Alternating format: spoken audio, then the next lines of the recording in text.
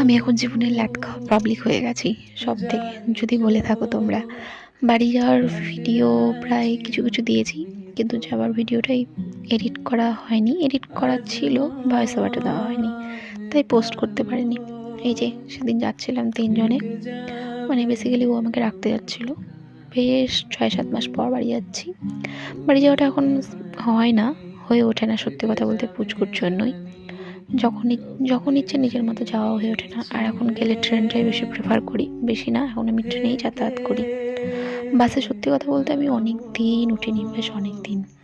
Train থেকে যথারীতি নেমে গেছি, যে টোটোটাকে বলা হয়েছিল সেই টোটোটা আসেনি। আর আমাদেরকে বলা হয়েছিল একটু এগিয়ে আসো, এগিয়ে এসে দাঁড়িয়ে আছি, আর মানে আসার কোনো নামগন্ধ নেই। সেই মেন রোডে এসে টোটো ধরলাম। বেশ কষ্টকর, রোদ্রের মধ্যে পুচকুকে নিয়ে আসা, ব্যাগ নিয়ে খুব চাপের ব্যাপার।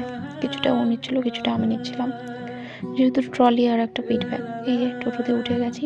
আর কিছু টুকটাক জিনিস নেবার আছে, একটু ফল নেব, আর কিছু একটা মেডিসিন নেবার আছে, নিয়ে বাড়ি যাব। এখন সত্যি কথা বলতে সেরকমভাবে ভিডিও ক্লিপ নেওয়াও হয় না। ও টুকটাক যা পারি একটু নিয়ে রাখি, ওটাই এডিট করার চেষ্টা করি যদি সময় সুযোগ হয়ে ওঠে। আর এবার জানি না কতটা স্বাদ দেবে, বেশ তাও একটু স্বাদ দিয়েছিল, কিন্তু ওই যে বেশি দিনের জন্য না, 2-3 দিনের জন্যই গিয়েছিলাম। অ্যাকচুয়ালি অ্যাডজাস্ট হতে খুব টাইম লাগে তো পুচকুটার, যেহেতু বেরোয় না কোথাও, ওই জন্য।